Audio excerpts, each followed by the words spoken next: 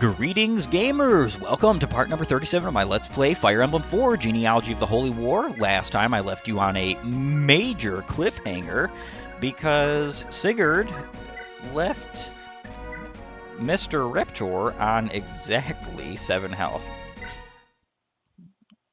It is time to finish the job.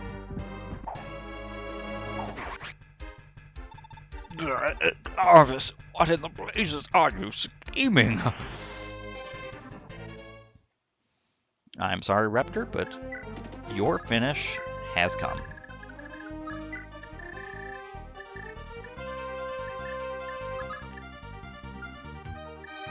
Alright, so only thing I'm waiting on is Dew and Bridget to be paired. What I'm actually going to do is jump cut to when I'm done with all of that. I will see you all in moments.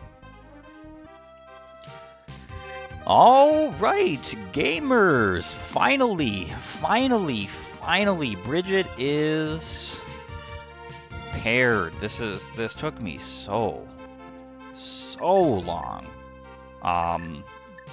longer than I would like to admit. But what is great about this is it means that I don't really have anything left to do. What I could do technically is I could put Dew and Bridget in here. And of course, they're going to have their cute little support conversation.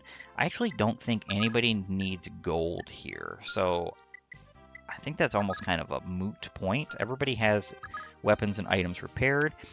Very well, it's a good idea to make sure that everything that you have is repaired as best as you possibly can, because Gen 2 doesn't get so much gold as Gen 2 units get value from the weapons and items that you have repaired.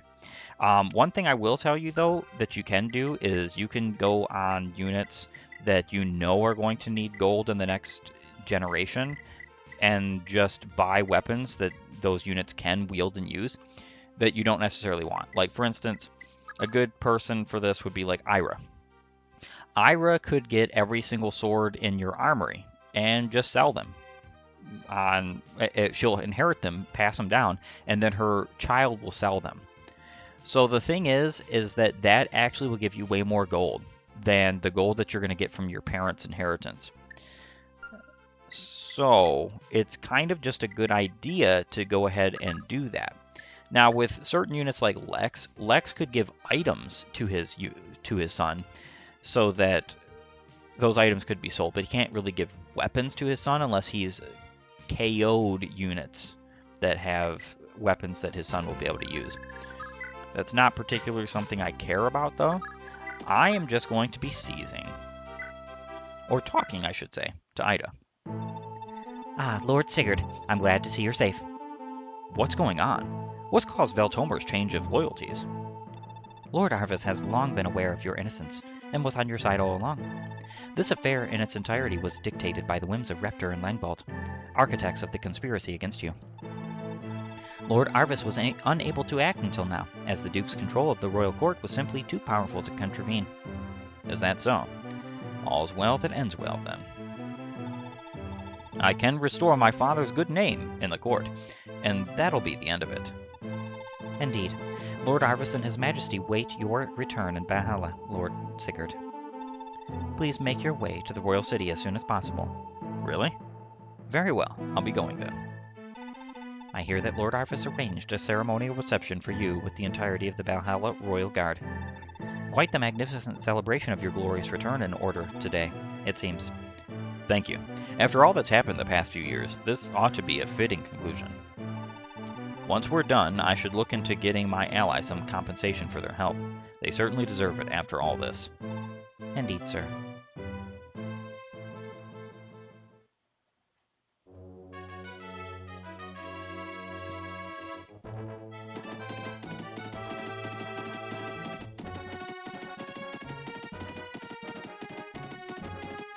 What a warm welcome after such a long and arduous battle for Sigurd and friends.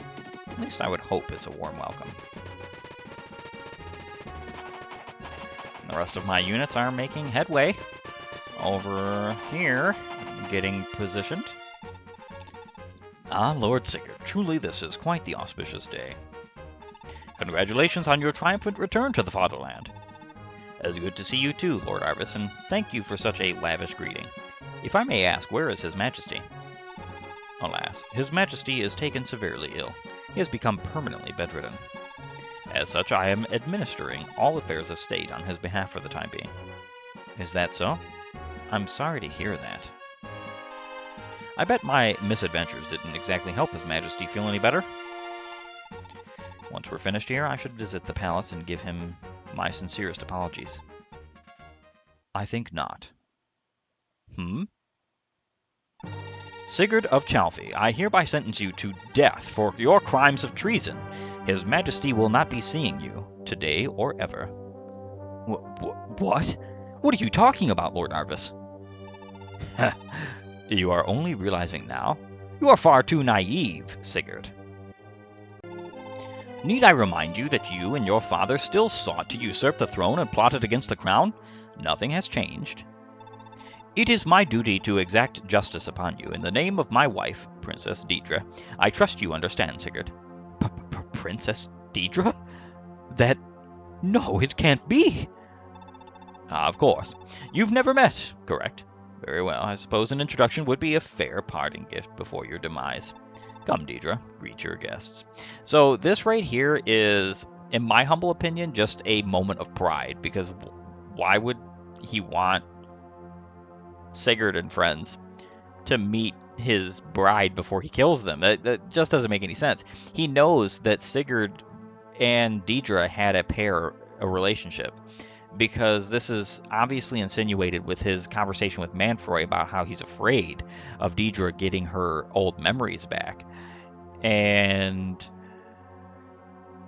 I just find this, I find this to be the only part of Arvis's diabolical character that makes him seem like an imbecile, whereas normally he's a calculating and cold and cruel victor, right? Victor in evil, that is.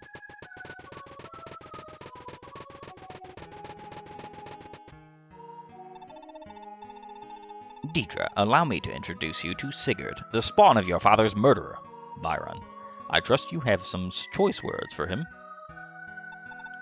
So this is Sir Sigurd? Deidre, no, this can't be happening. Why? Why are you speaking like this? Deidre, it really is you. No. No. Do you know me, sir? Of course I do. You're my... Enough. Deidre, stand clear. This is an extremely dangerous man. Rest assured, this traitor will be punished. But he's... Can't we have even a little more time? Unacceptable. Guards, escort the princess to the castle. Wait, Arvis, please, just a little more time.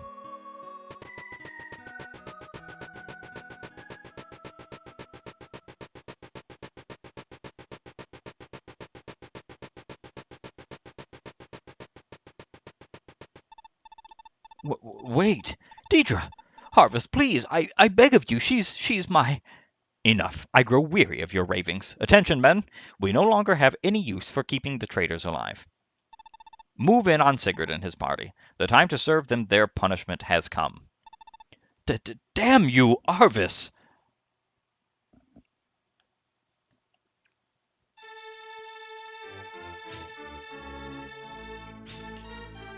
What an incredible betrayal.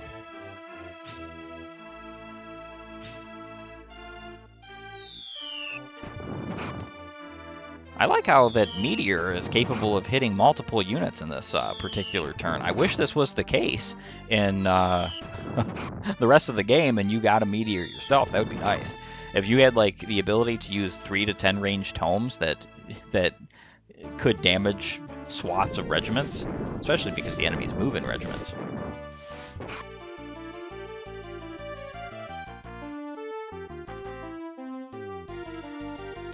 And thus comes the end of an era. The path of Granvale's great unrest Arising from the conflict with Isaac has led one young man to his grim fate, his sorrowful tale, and those of countless other valiants are now lost to the world. Many heroes lost their lives on this path. Quan, the Prince of Leonster. Eflin, his wife. Amen.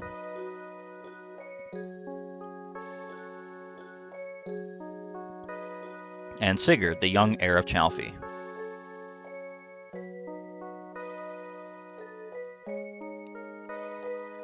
In the names of those heroes who fought alongside Sigurd, to the bitter end at Valhalla, whose fates remain unknown. Noish, a knight of Chalfie. Alec, a knight of Chalfie. Arden, another knight of Chalfie. Kind of a funny looking one as well. Funny one, too. Lex, a nobleman of Dozel. Azel, a nobleman of Valtomar, and brother to Arvis. Ira, the princess of Isaac. Ideen, a noblewoman of Ljungby. Madir, a knight of Ljungby. Jamka, the prince of Verdane. Begs to question who inherits Verdane. Rekessis, a noblewoman of Nordion. Beowulf, a free roaming knight. Holin, a gladiator. That's all he is, apparently. Du, a thief. That no good stealing man. Lewin, the prince of Celeste.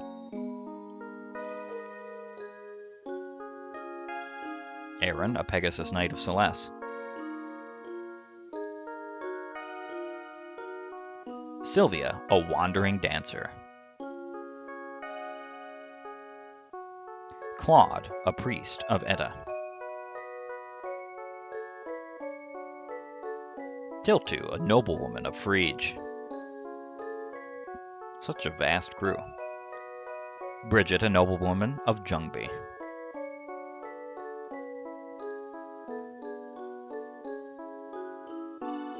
These brave youths fought to change the world for the better, yet now their unfulfilled dreams lie dead with them on the battlefield. Was their sacrifice in vain? What were they fighting for all along? And what of the light? I wish the Jugdral chronology scrolled that slow so you could actually read it. Now, before I move on, because I'm about to get a load of story, I did want to mention my little theory, and that is that no one is for sure whom of the units accompanying Sigurd actually died. And some of them are believed to have been turned to stone by the Loptrians, and it is suggested that there were supposed to be some of the units who fell in Valhalla in Generation 1 in the Loptrian cult hideout under Munster in Thracia, in the game of Thracia, that you could actually choose to revive a few of them. And there was going to be like 10, and it was going to be something between like 8 and 10, and you would only have 5 uses of the Kia staff, so you would have to choose which of the units you wanted to revive to bring along with you for the final fight against Veld and his minions. And it was supposed to be a much more grievous fight than what you fight in Thracia normally. The more units you revived, the more dead lords there would be. So that to me screams of a really good mechanic, and I really wish that Thracia had actually involved that idea. Because Thracia itself is kind of a bit of a side story. A lot of people have problems with the way that Thracia unfolds and some parts of the canon of Thracia, and then where like certain cameos come in, especially Shannon. Shannon in Thracia is not the real Shannon. I'm just going to throw it out there. There's just no way. There's actually just no way because during that time Shannon would be in Isaac, very far away from Thracia, fighting for the liberation of Isaac and its people with Selith. So the fact of the matter is that has to be just a cameo where the guy's a faker. He's a fraud. And the issue is that people take like concern with the idea of the Jugdral games being released as a single entity. I actually do not think I don't think that's ever happening. I don't think that there's going to be a remake of FE4 or FE5. But let me tell you, if there was going to be a remake of the Drug Rule games, I would want them both to appear at the exact same time in the exact same game. I would want them to. That doesn't mean I want them combined. I want it to be like a collection where you can boot up the game and play either, or maybe like play some side stories, or like maybe like play an alternate version of Thracia or Genealogy, different game modes, things like that. I would want something of that nature. And the reason why I say this, right, is because Fire Emblem is at like a teetering point where it's wavering in popularity. And I think that if FE4 was the next game that was released, I think Fire Emblem as a whole would die because FE4, no matter how much quality of life improvements they add to that game, people are going to hate it because people are such like fidgety TikTok brained people anymore. There's like nobody who has any amount of patience for anything. I would be honestly surprised if most of the people who would ever watch FE4 playthroughs, like my playthrough, even if I had hundreds of thousands of viewers, would ever have played the game or ever play the game. And the reason being is because FE4 is a long-winded game, and you have to take it the way it was made and understand that each individual castle sees is basically an individual chapter in Fire Emblem, and people don't understand the game that way. I think the series would die if that happened. I think what needs to happen is a faithful to the level of Echoes remake needs to come out of the Jugdral games chronology. And I actually think it should be called like Jugdral Chronicles. And both the games should be in a single entity because otherwise we're never getting them. And if we get them in that way, there is still a chance that Fire Emblem as a whole will die. And I will be honest with you, I hope that that would be the case. That's going to sound a little bit elitist and like I want to say nihilistic, but the fact of the matter is I feel the same way about e- entities like Call of Duty. I have played Call of Duty for going on decades now. Actually, I've played Call of Duty since the very first entry. So actually going on decades, going on multiple decades. And I've given up on the franchise long ago. The last game I purchased, I believe, was Black Ops 3. I know this is not relevant to particularly this game whatsoever, but my point is the game is still going, and the reason why it's going is because they just keep on making psychological, manipulative, agenda-related, political-based nonsense moves to garner some new crowd, to garner some new stereotype, some new evil, some new abomination, and then getting people to buy their nonsense and becoming like a lottery simulator and this, that, and the other. Fire Emblem's doing nothing different. Fire Emblem has become a sex simulator. It's disgusting. It's debaucherous. It's evil. It's abominable. It's one of the many reasons why you won't see me replay Three Houses. It's one of the many reasons why you will never see me play Awakening or Fate or Engage or any of the new games. I won't shoot. I won't even touch New Mystery just because of the fact that there is so much stroking of the avatar. It's disgusting. This series has failed. And frankly, I would not mind even one bit if the Jugdral games did come out as the very last game and it killed the series. As long as the game itself was good, I'd be happy with that. I don't even care if the game was bad. The series just needs to die. It needs to die. Um, it either needs to be remade anew with the original the original intent and the original quality of a romanticized medieval Europe that skips the modern nonsensical politics, or it needs to die. And that's my nihilistic take and my views and opinions about Fire Emblem as a whole, as well as my theory about the Fallen at Valhalla. It's time to move on, though, I think.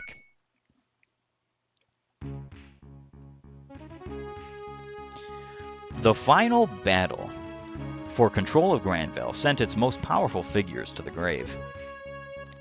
Just as he had planned, this left Arvis as the sole ruling power of the kingdom. Opposition from Celeste and Leoster was swiftly crushed, and so Arvis united all Jugdral under Granvale's rule. With overwhelming support from his subjects, Arvis thus became the first emperor of the Granvale Empire. 17 years have passed since the Battle of Valhalla. The adoring public who once welcomed the rise of Emperor Arvis now struggle under his oppressive, dictatorial rule. And across Jugdral and the other realms now dominated by Granvale, their people have been reduced to living as little more than slaves to the Empire's whims.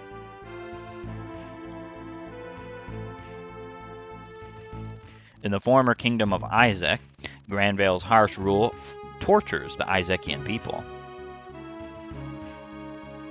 King Danon, the appointed king of Isaac, is a brutal and unforgiving tyrant, just like his late father, Duke Langbalt. While Danon himself lives an indulgent life at the Rivaux Palace, the people remain little more than slaves to the Empire. His second son, Johann, rules Isaac Castle, while his youngest, Johalvier, rules Sephora. And the remote Ganashire region is governed by Danon's trusted confidant, General Harold. Under their rule, Isaac knows no freedom. However, one last hope remains for Isaac. Tirnanog, an isolated village in Isaac's far north. There, Prince Shannon works to raise a liberation army, whose strength grows with each passing day. Among these proud young warriors is a young man dubbed the Scion of Light by the people of Isaac and revered as the rightful prince of the Granvale Empire. He is the brave young leader of the Liberation Army. His name is Seliph. Chapter 6, Heirs to the Light.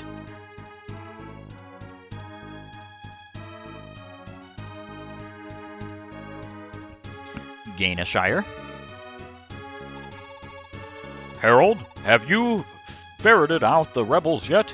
Or are you content to leave them unchecked for the rest of their days?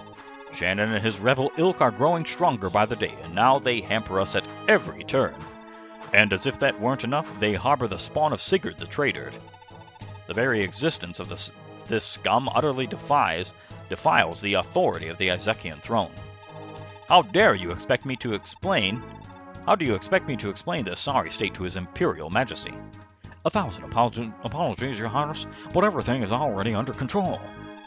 The rebel hideout has been found, and even as we speak, an army is on its way to crush them. Those vile mice have nowhere else to run, but by sundown, not a single rebel will still be breathing. Very well. But be warned, Harold, don't even think of underestimating them. Most of the rebels are too young to pose a threat, but they still have Oifi and Shannon. Those two alone are extremely dangerous. Dismissing them would be a fatal mistake. Yes, sire, I'm aware, but I've already had Tirnanog, the rebel hideout, surveyed in secret. And it appears that neither are anywhere in sight. It's safe to assume them to be currently absent, sir. What? Then why are you still talking about this? Send the order to move into Tirnanog immediately. The people of Isaac are treating these rebels like some kind of heroes of freedom. But it's high time they learned the error of their ways. Kill them. All of them. I'll be waiting back at Rivaux and expect nothing but good news. Goodbye, Danon.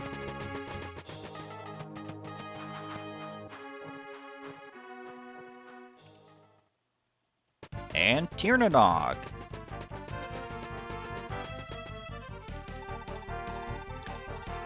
We have a problem, Lord Zelif. Looks like the Empire's finally caught on to our whereabouts. A brigade's set out from Ganeshire, and they seem to be headed our way. Ulster, why so surprised? Did you really think our little hideout wouldn't be found out sooner or later? Let them come, I say. It only makes the battle easier for us. It'll be the easiest thing to just walk right over Ganeshire and pick them off as we go. You've got to be kidding. Prince Shannon's still off trying to find the Yi Shrine, and Oifi and the others aren't back yet. It's just as us two against an entire army? Surely, even you can't think this'll end well. I don't care. You can sit here and be as scared and witless as you want, but I'm not letting a chance like this pass. The prince still treats us like helpless children, but come on, we've had more than enough training. We're ready for real action. But I'm not gonna run away anymore. I'm sick to death of sitting here while those monsters butcher our friends. Or worse, the Empire's thugs are still out there, snagging any girl they see. If Prince Shannon hadn't come for me that day, I'd be just another one of them, dead or wishing I was. I won't forgive or forget their pain. No, that's not it, Larse. You're right. It's horrible and all, but you're wary of engaging the enemy out of concern for my safety, aren't you, Ulster? Most likely, I presume Shannon would have given you strict orders to keep me safe. After all, if Shannon had not given such an order, you'd already be out there in the fray. To not be thirsting for a good battle just isn't the Ulster I know. Oh, that's right. Sorry, sir. I was hoping we didn't have to involve you. I'm no child anymore either, Larse. If you two plan to fight, then I plan to fight by your side. There's more at stake today than only the resistance. What of Tiernanog? We owe so much to its people, I refuse to abandon them at such a critical hour. But we've no time to waste debating this. Lana, stay behind and help the citizens. We'll engage the foe in the Western Galley. Wait, my lord, I'm coming too.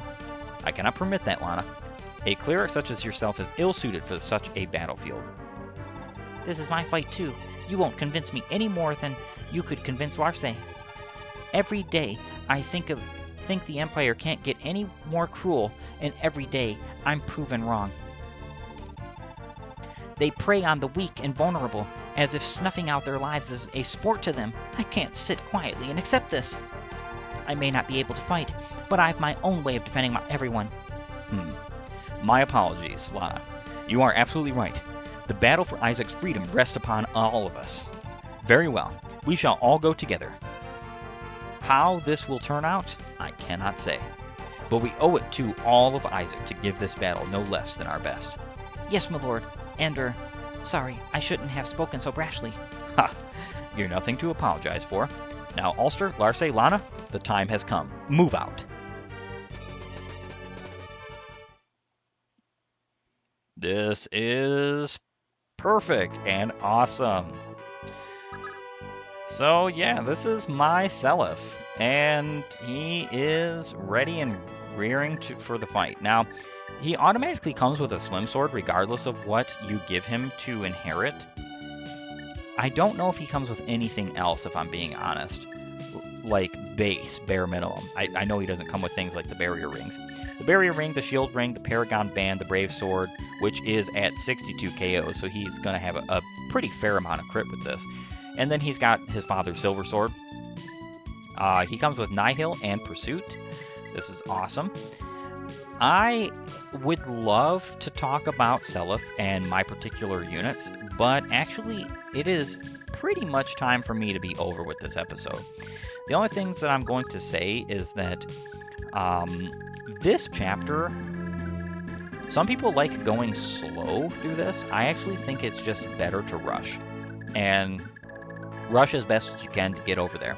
One thing I find to be kind of a little bit saddening, though, is that you cannot go back into Tiernanog and do anything of note. There is no arena, so you can repair weapons and items and stuff like that, but there's no real there's no real use for the castle in this particular chapter, which is fine. It's not great. It's just fine. There's really nothing you can do. Defending it is also not really necessary because you're going to have very few units running your way. As long as you take them out as they're coming your way, you're going to be fine.